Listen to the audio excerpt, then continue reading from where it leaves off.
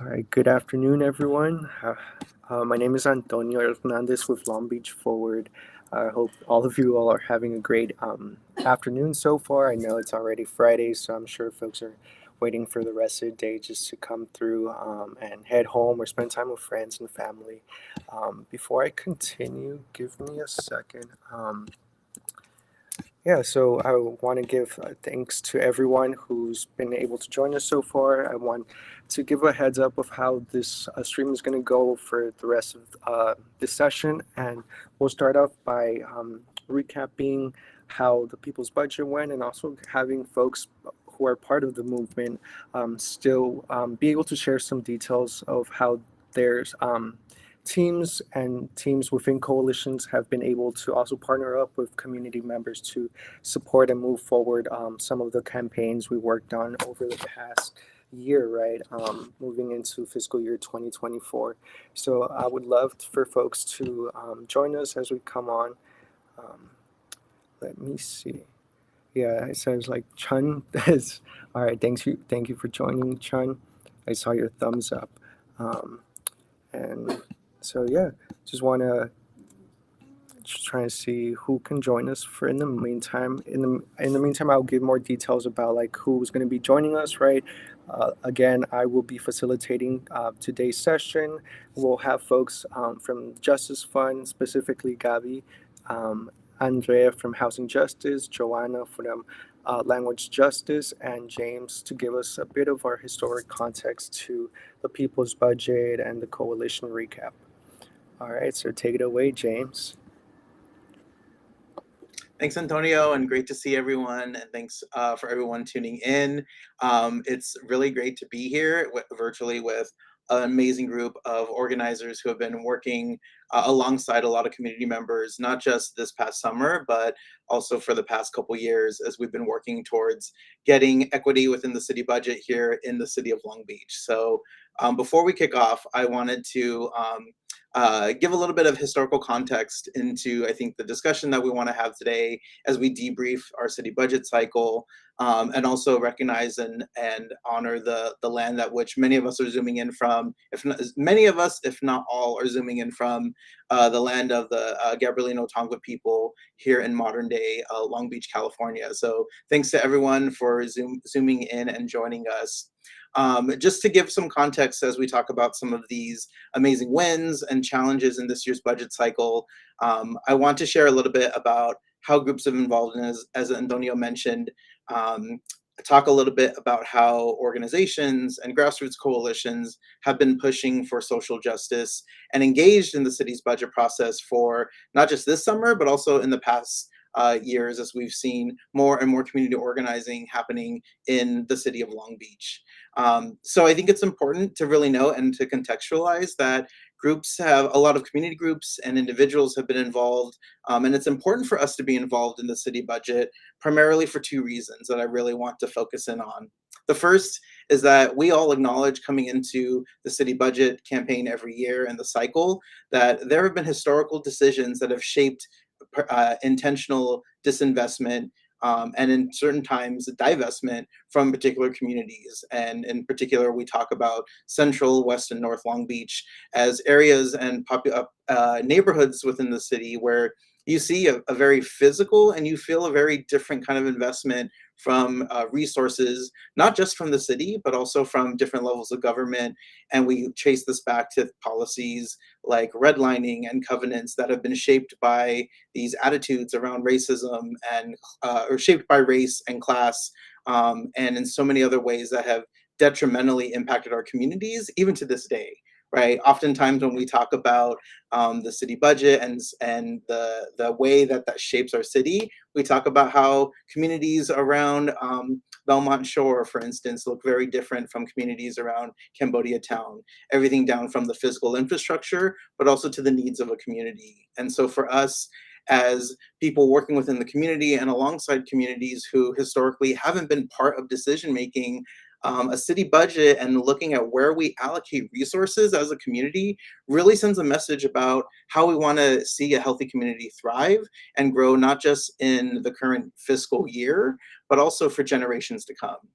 The second, and I think that's just really exciting for all of you who've joined our conversation today about organizing, is that as many of you'll hear from a lot of individuals in a little bit, is that changing laws and winning programs and new policies or changes to actually how our city operates and the support that is provided to communities, it requires money. And so for so many years, there have been community groups who have been pushing for new laws, innovative programs, and changing the way that the city is actually doing business. But none of that actually happens unless we have the financial resources to make that happen. And so that's why the city budget is so important for us. And in 2018, a various amount of community groups and community coalitions came together to form the first People's Budget campaign. And that was a really transformational campaign to actually acknowledge that, hey, there's been so much work by people who are directly impacted in the community to actually change the way that we are funding and want to envision a healthy community, but that we actually should be part of that decision making, and that city budget processes are very complex. And as many as we'll illustrate in a little bit, often complex by design. And so that 2018 or 2018 People's Budget campaign was really transformational, and not only bringing more democracy into the process and ensuring that people who live in Central, West, and North Long Beach, but also BIPOC community members, individuals who haven't historically seen themselves or their communities reflected in the city budget, actually not just in those council chambers or in those decision-making spaces, but actively, authentically part of that process. And so over time in the past about 4 and 5 budget cycles, especially as we all ventured through the COVID-19 pandemic together and the people's recovery, we've seen so many new iterations and new avenues for resources, everything from tenants' rights to ensuring a complete count in the census, to affordable housing, to universal basic income, and even new models of actually looking at how do we actually provide housing in the city with the creation of winning funds for community land trusts. So there's been a lot of work that at the beginning was because people in the community organized and came together, people who understood that there is a structural challenge, but that also that we as individuals have the power to actually change that if we come together. And so I think it's also really important to note that as we've seen that in 2018, when the People's Budget was unveiled under Robert Garcia, who was mayor at the time, under his administration, we've seen more of a shift in terms of the embracing of the ideas of equity, of actually putting some of these programs, things like a right to counsel program, things like the Long Beach Justice Fund that we'll talk about, language access, have become more of the conversation. And I think there's a lot of times that I know our panel will get into under the current administration with Mayor Rex Richardson, where we've seen more of an embrace with not only these programs, but also really trying to start address like, we might be putting a lot of resources here, but are we really, is the medicine strong enough, and are we really meeting the need? And so, you know, with programs where we talk about targeted investment like the West Side Promise, with things like universal basic income, where we're talking about a right to counsel or a right to a legal defense. These are programs that are actually showing equity. Equity meaning that we're targeting where the need is, right? And actually really going all in collectively as a community to actually support and move the needle forward. So it's important for us because these budgets are not just spreadsheets and numbers, they're moral documents. And so I'm really honored to be here and hear from the rest of our panel about all of the wins in this year's budget cycle and all the work ahead. Thank you for that, James. Thank you for all the context and understanding how coalition work, community organizing has been out here in Long Beach and how it's been working and how we want to see it move forward, right? I know for myself, I joined this was my first time around, right? So understanding the ins and outs of like politics, right? From a community lens, but also having them engage in the process and also meeting with council members and seeing where we can have those changes, those conversations, because there's a lot of work that is done before we even show up to council and those meetings, right? And we want to recognize that we want to bring folks, community members along that ride as well. So thank you again for all that background. And I would love to invite other folks in our team in this space to, share about your experience, your insights, right through community organizing. And so we have a couple questions. And so the first one would be, how have community organizations and grassroots coalitions pushing for social justice been engaged in the city's budget in the past? I can repeat that one more time. So as y'all reflect on the question, how have community organizations and grassroots coalitions pushing for social justice been engaged in the city's budget in the past? So whoever would love to take it away, go for it. Would love to hear um, the deep insight y'all have around this. I can get us started. Hi everyone. My name is Gabi Hernandez. Pronouns she her ella, and I'm with Orale, organizing rooted in abolition, liberation, and empowerment, formerly known as the Long Beach Immigrant Rights Coalition. And I think we've been engaged in the budget process since, as James mentioned, in 2018. I think we saw the need to be engaged in how the city spends, its money, and ensuring that it has community input. I think we realized that there was a lot of decisions being made with very little community input, and that there was a budget process that even council folks didn't understand at that time. So I think we actually influenced the fact that now council members are more invested in the budget. They want to learn more about it. They want to know how it works because of our work. Because I think we were like, okay, we need to know more about this, and you need to know more about this because you're the one making the decision on this. And so I think we did a lot of education as well within our communities to understand that they have a say within the budget process too, that the money that is being distributed is something that they can be participants on, right? And I think we also even pushed the city to host community meetings. So for a long time, there was nothing that was being hosted by the city to get communities' input. And I think we were, organizations like ours and Long Beach Forward and Libre and all the partners that are part of this work push for that, right? Because of our work, it influenced them to do the community meetings that now are hosted at every council district, and it's inviting folks to be engaged in this. I think that was really what motivated us to continue to be part of this process, that people were excited about influencing the budget and having a say on the budget. And so fast forward to now, 2023, we've been engaged in the budget process for now 5 years. And we've seen growth within the last 5 years on how much is being invested in community. I want to say that this is the first budget that I see that from the get-go, it already had community voices included, and that had not been the case in the past. So I do want to applaud that, because I think that's because of the work that we've been doing for the last 5 years, right? I think we pushed them to get to this point, and for them to be like, we hear you, we're going to put this from the get-go. We still had to organize, we still had to do advocacy, we still had to meet with elected officials, but from the get-go, there was already a contribution to other programs that we were fighting for. So I think that says a lot about the work that we've been doing collectively to get to that point.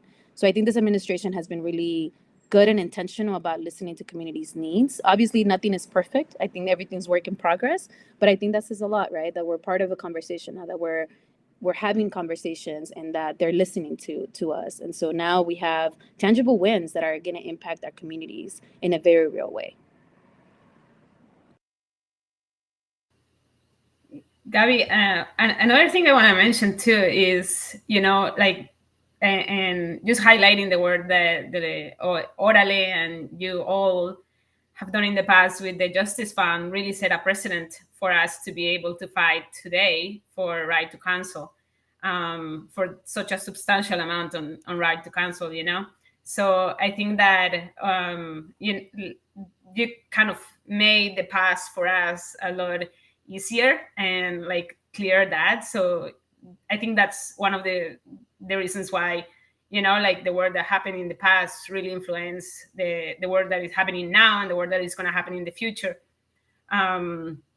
These issues are not unrelated to one another. This, right to counsel is something that should be a right for everyone, regardless of their immigration status, regardless of whether or not they can afford an attorney. And yeah, I think that one of the reasons that we were able to be so successful this year was because of the past and current wins in the Justice Fund.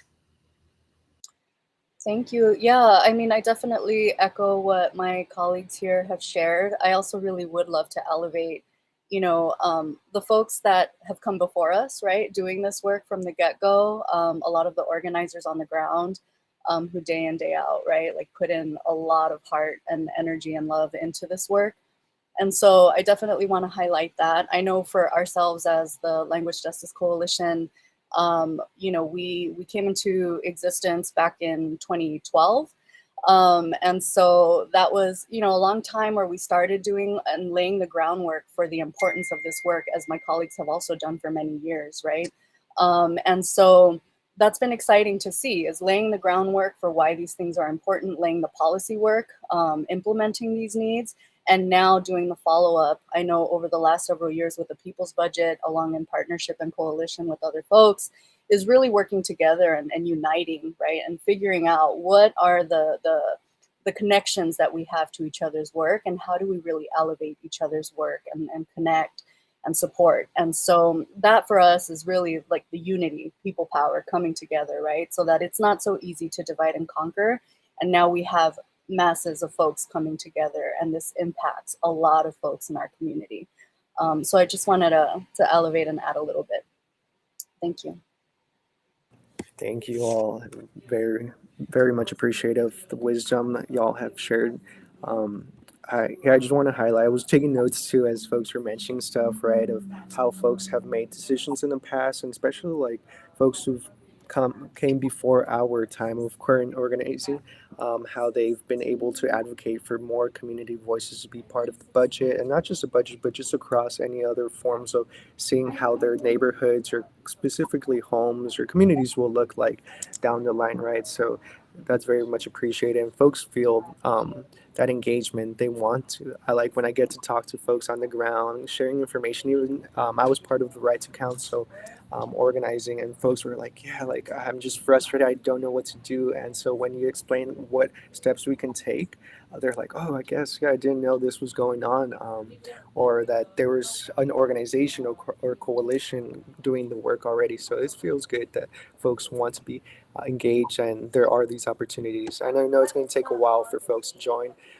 but as long as we're out there on the ground, it's going to be very helpful. And yeah, also to uplift what Andrea and Joanna mentioned, that we want folks to be involved regardless of their background or regardless of their citizenship. They have a say. This is their home. This city is their home. So I'm definitely thankful for that. All right. So up next is our second question. What are your reflections of this year's city budget for your coalition's work? Any highlights, victories, any challenges you would want to share? Mm-hmm. I can always repeat it again, so Yeah, I folks can. have enough I time. can. All right. What are your reflections of this year's city budget for your coalition's works? Any highlights, victories, challenges you want to uplift? Yeah, I can get us started. And also, Joanna, I just want to say your hair is flowing, and I'm like, oh my gosh, what is? I love that. You have a fan probably there. I love it.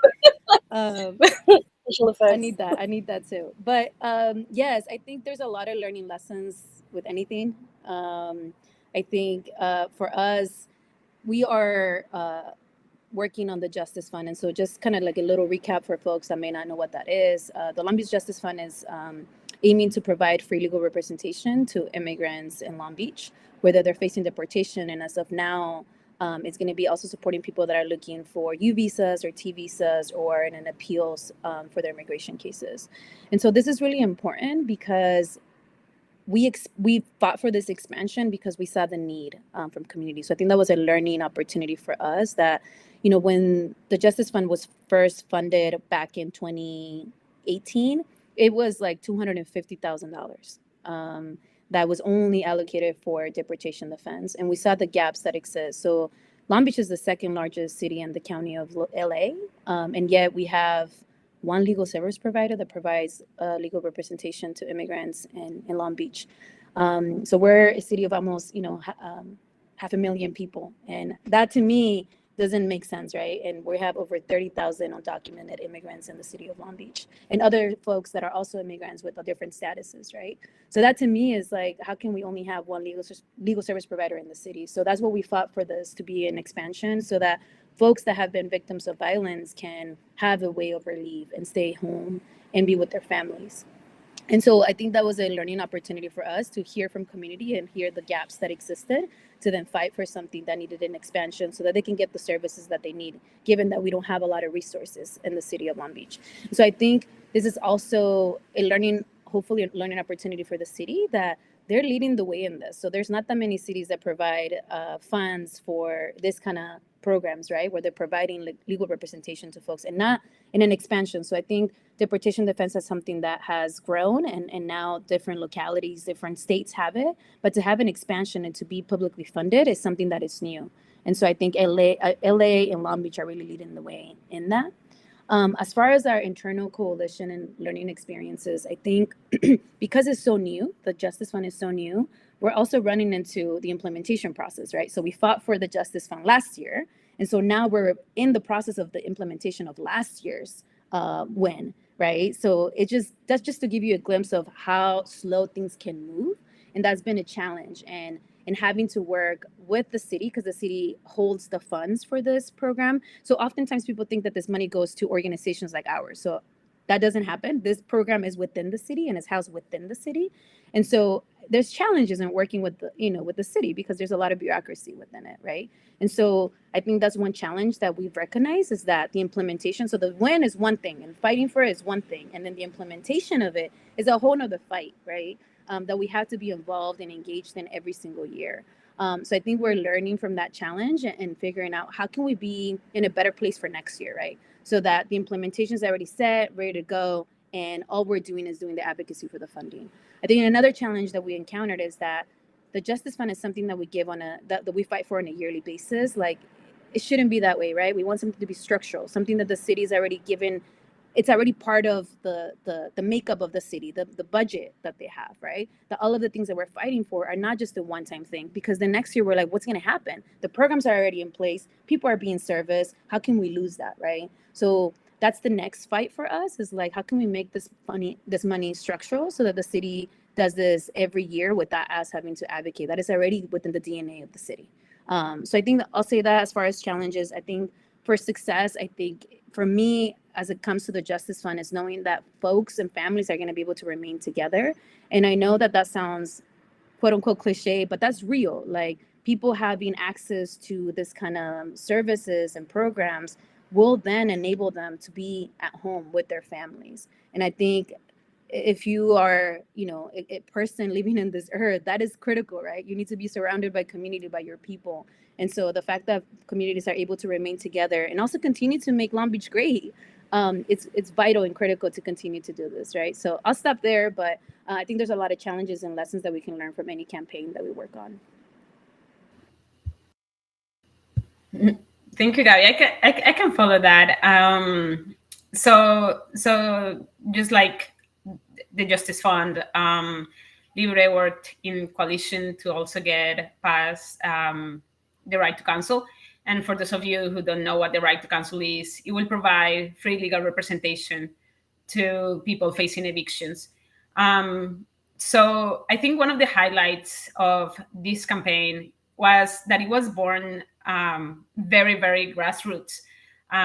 We conducted neighborhood tenant councils, and we were in unions and building unions, and we saw the incredible need that people had of having legal representations. In this city, we are expecting over 2,000 evictions next year, and a lot of the people who are being evicted are very low income people who live in communities of color. So when we fight for right to counsel for Justice Fund, this is a fight, as James mentioned before, it's a fight for equity. So it was born from the tenant councils, from the community, from like grassroots meetings that occur. But I also want to highlight the work of labor. I think labor has been essential, at least in our campaign. The LA Fed had multiple conversations with us. I really want to thank Yvonne Wheeler and other coalition partners that we worked with within the Housing Justice Coalition, laying the Long Beach for Just Economy, and CLUE, who have been crucial. LAFLA, the Legal Aid Foundation of Los Angeles, also was with us on this.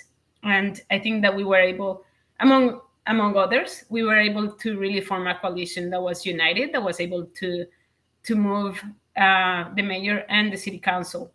I also really want to highlight the work of the community organizers. This was the first time that a lot of us had done a budget process. It was a lot of learning. Of course, there's a lot of, it's going to be a lot of what not to do next, what to take for the next time. But the community organizers, including you, Antonio, I was very impressed by all your work on this. They were out there educating community members on Saturdays, canvassing, having meetings, organizing events. It was amazing seeing this new wave of community organizers really putting themselves out there, really educating people, and really driving this campaign through. Really want to thank the work of all of you, the organizers at Lane 2 and the organizers at Libre. I'm extremely proud of the work that you all have done, and really thanking, Mayor Richardson. He also worked with us since last year, honestly, to make sure that we had some sort of right to counsel. And what we got today is not perfect. We could could have gotten more, but we're extremely happy. And like Gabby said, right to counsel should also be codified into the budget. This needs to be structural.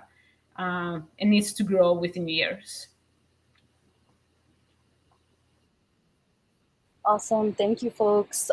Definitely a lot of the similar just kind of overview and highlights. I think for us as a Language Justice Coalition, definitely increasing community engagement, community awareness, community involvement, hearing directly from community leaders about their experiences around language justice, either how helpful it has been over the years or how detrimental it has been by not having certain resources, has been really powerful. Having community folks meet with their elected officials, doing legislative visits in that sense, has been really, really wonderful to see the growth and the enthusiasm and the ownership of the work grow among community leaders and organizers, right? And so the other thing is, I think just the growth in terms of collaboration between different coalition partners. And so really excited to have had so much support. We had an organizational letter of support where we had multiple partners sign on. And so we're really excited for those folks, everyone locally as well as on the county-wide level. Was a huge win for us. So we're really excited about that. And also just having partners embrace the intersectionality of our work. Language justice really does impact all of our work, right? We're fighting for these amazing resources that we need, but how are we going to access them if folks don't have access to the information, aren't able to communicate, effectively because of language barriers or because of the lack of support from the city? And so we need to make sure that we're supporting all of our work by supporting language justice. And so we want to make sure that we have interpreters, to be able to translate what folks are saying, that documents and applications for these resources are also translated. And so that's definitely something that I think my colleagues here, along with our other partners, really did take note of and saw and really felt and have been feeling over the years and have supported. And so this year was really nice to see that really come into fruition. And then some of our challenges, as always, and I think my colleagues here touched on it, is the lack of transparency, right? I think there's just, and then I'll extend and I'll say lack of transparency and accountability and consistency in implementation of these budgets, right? And so it's amazing to see them allocated, but then it does fall on the coalitions and on community to really make sure that those funds are actually dispersed and implemented and utilized accurately and then reported on. Right. And so those are definitely challenges that we've been seeing, not having clear numbers, right, or having fluctuating numbers, different changes, not having communication around what amounts have changed over the year.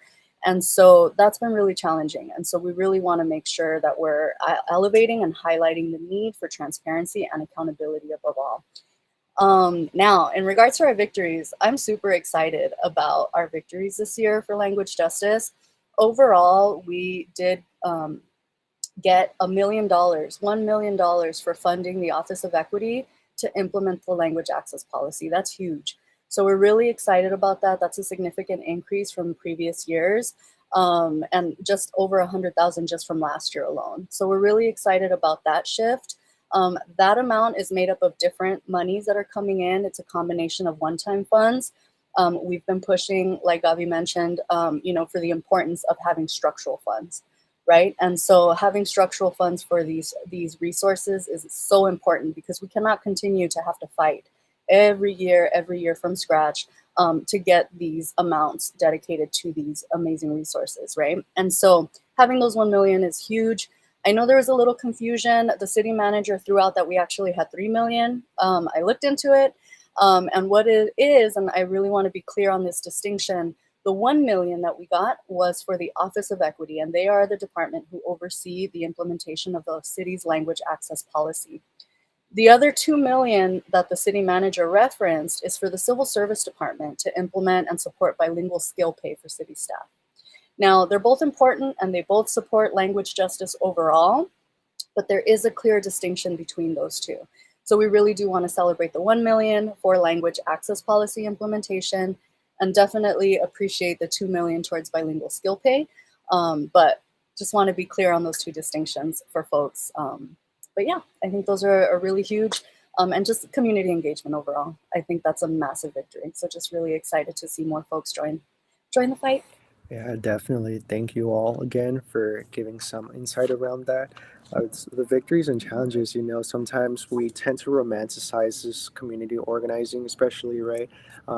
So we just want to also highlight those challenges, but also see them as learning opportunities for all of us together, how to better approach the next cycle and year after year.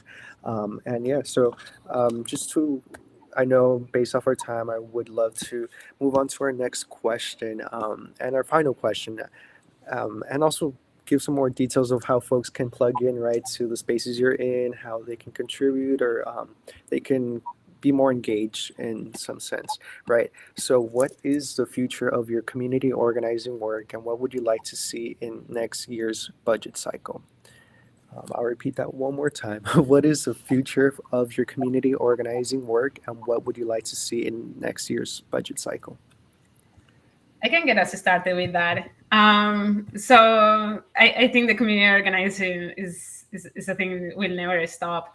But for us, now that we have fought and won the right to counsel, it is important to also fight for policies that attorneys can use as tools to prevent evictions. So, because there can be a lot of attorneys trying to prevent evictions, but if there's no laws that follow the prevention of these evictions, such as just cause eviction, like a stronger just cause eviction protections, and other things, well, we will fall short on our efforts to protect renters in Long Beach.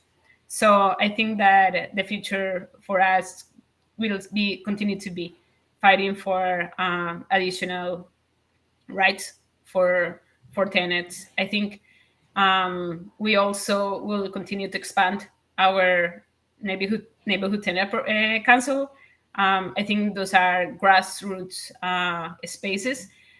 Organizations can have many ideas of how to move policy, but if we don't start with the people, with the needs of the people, with the wants of the people, we are not going to move anything.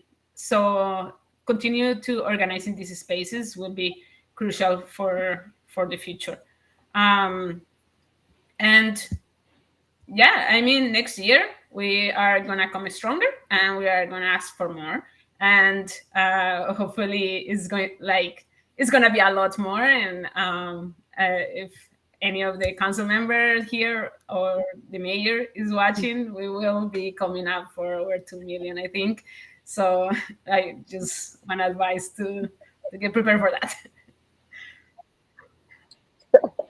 I will piggyback off of that because I definitely think asking and demanding for our causes is definitely in our futures, right? We know that there's a dire need for these things, and it's not enough right now for any of ours, right? Like we need more funds in order to really provide these resources. So I echo that.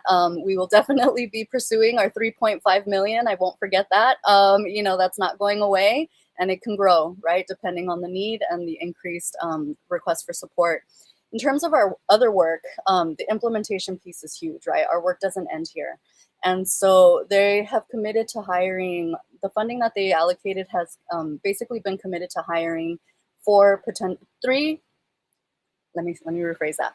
So it's continued and secured 3 existing positions for another year. And so we need to make sure that that happens. And then this is also committed to hiring 1 new position as well. And so we need to make sure and do the follow-up to make sure that they actually do that in a timely manner, right? And that they hire folks that are qualified and who are equipped to be interpreters for the community. And so the implementation piece, following up on transparency pieces, looking into the policy, the existing city language access policy is going to be huge. And then building. We're definitely going to be building and growing as a coalition, doing more outreach to get more partners in the coalition space. So if anyone's interested, please feel free to reach out. We'd love to have your support. And then building community support overall, right? And so just really connecting with community leaders, making sure that folks feel welcome, that folks feel heard, respected in these spaces. And so we want to do Know Your Rights and teach-ins. And so we definitely are going to be doing teach-ins as a Language Justice Coalition. I know the People's Budget has also been in conversation about doing teach-ins around the city budget. So we're really excited about that. So I definitely ask you all to please follow us on Long Beach Forward on Facebook and Instagram to really stay up to date on what opportunities are coming up, on how to get involved, and our teach-ins that are coming up. Thank you. Yeah, we're all on the same wavelength. We're all coming back, and I think they know that, which is why they're preparing for it. They started budget conversations way early. We started having budget conversations with City Council way earlier this year. So I think we're all learning from this process. But we are coming, I think for us right now, the biggest thing is the implementation as well, like ensuring that this program is implemented in the best way to serve community. And then coming back for robust structural funding for the Long Beach Justice Fund. I do want to give a shout out to the Long Beach Justice Coalition for all the work that they put in to go into this. So the coalition's made up by folks from Long Beach Forward, folks from KGA, Kamigros in Action, folks from Lane as well, and then the National Immigration Project. So shout out to all of them for all the work that they did. There's also organizers that have been doing this work for a long time. I want to shout out Maria Lopez, who has been a really critical person in a lot of this organizing for the Tenant Right to Council, and as well for the Long Beach Justice Fund. So shout out to all the folks that have been doing this work. Also internally, Orale, shout out to Eric and Caitlin, who have been doing a lot of amazing work in this coalition as well. I feel like none of this work could be done if it wasn't for committed folks that are invested in this and that are willing to put in, their effort to move the needle forward. So I wanted to make sure that I did that before we wrapped up. And then I think it would be great for folks to continue to be plugged in and involved. I think the budget process is long and is boring a lot of times, but I think it's good for everyone to be invested and engaged. So be part of the process, follow all these organizations, also Orale and our social media. So it's Orale LB and all of the social media platforms. Follow us and continue to be engaged and be part of the work and part of the process. I think the fight doesn't stop now, even when we have wins. I do feel like there is a lot to celebrate because I think we've done a lot of amazing work and a lot of wins that we have at hand, but also the work moves forward, right? So I think there's the two that coexist, celebrating what we've won and then acknowledging that there's a lot of work to do to move forward. But I think we can't do this without the solidarity that we have and this work that is done collectively. All right. Thank you, Gabby. Thank you all. Yeah, so much work that's done on the ground that sometimes, like I mentioned earlier, we don't see it until that we just don't see at all, right? From organizers going up to grocery stores, sometimes knocking on doors, signing letters from where the comfort of people's homes. So yeah, I just want to highlight all of that, right? A lot of folks just tend to see once we're out there with the signs, being in front of council members, and that's like the work itself. But no, there's like months, years that go building relationships with community to actually trust us in this process, and having them lead the work, right? At the end of the day, that's a goal, right? For community members, everyday people to lead their own neighborhoods as well. So I appreciate of highlighting that. So I am also thankful for everyone who joined us in this live. I saw beautiful comments for everyone, the organizations and individuals. So thank you again. Again, like we mentioned, please stay connected with us by following Move LB Forward, for Long Beach Forward, Libre, We Are Libre, and Orale at Orale LB. So this is not the last time y'all are going to see us, right? You'll see us out on the ground at community events, giving workshops. So feel free to come over, get to know us, right? Just say like, hey, I saw you at the live, or I've seen you around. So we're more than happy to always connect with folks, because that's at the end of the day, that's the goal, right? To build relationships, and without the relationship, without the foundation of trust, we can't build a movement out here in Long Beach. So yeah, I want to thank you all for the committed work y'all have done. For folks who also have been in these spaces in the past as well. So I really want to highlight folks. So thank you all again. So Thank you. I'm not sure if there are any last comments or like I do actually. Thank nuggets you. of And wisdom. Yeah. yeah, I really appreciate highlighting again like our coalition work, right? It's not just the three of us or the four of us here that are doing this work. And so I also really, thank you, Gabi, for shouting out your partners. And so I just want to make sure I shout out part of our coalition as well. And so everyone from PAX, EN3, Cambodia Town Inc., right? I know Orale, you all have been supportive in the past, and LBF. And so Libre, you all have been supportive in the past as well. And so just thank you all, to all of our partners, and Sanghak from the community as well did an amazing job collecting petition signatures and all that. So it isn't just our faces here that are doing all the work, right? We have our colleagues, our partners, our communities, our leaders, and our coalition partners. So thank you all so very much. And la comunidad, right? So community. So thank you all. And One to final piggyback- shout out. Sorry, Andre. No, One go more shout ahead, out, go because I ahead. think none of this work can be done without the communications folks that we have within our Yes. team. So like even including this live, but also I major shout out to Maribel, who does a lot of our work when it comes to communications and our graphics and everything that you see pretty out there. So shout out to her. I think we need to honor the people that do the work. So just wanted to make sure that I didn't forget that. So thank you also for hosting this. Yeah, thank you. And I don't want to forget to mention the Long Beach Tenant Union. This is a group of individuals that do a lot of the work around tenant rights, that don't have paid staff. This is coming from their heart, from their volunteer label. And Maria leads that effort for the big part. So huge shout out to the Long Beach Tenant Union. Libre will not be able to move anything without the Long Beach Tenant Union. And I also want to give shout out to Silvana and Allison from my team, the communications piece, and honestly, the organizers and everyone that has been involved. As Gabi mentioned, it's really important to honor and to mention the people that were behind the scenes, that are not the ones that are oftentimes speaking in front of the mics, but that make this work possible. Yes, definitely. Thank you so much for that reminder, right? You all are very much appreciated. Everyone is a critical puzzle piece to the overall picture of this work. So thank you again. Yeah, so please follow us, connect with us, visit us in our offices, right? Just come through, connect with us, and see how y'all can stay plugged in as we move forward with our future workshops, the future people's budget. So thank you again all, and have a blessed Friday, and have a restful weekend as well. Bye, Adios, everyone. everyone. All right, take care.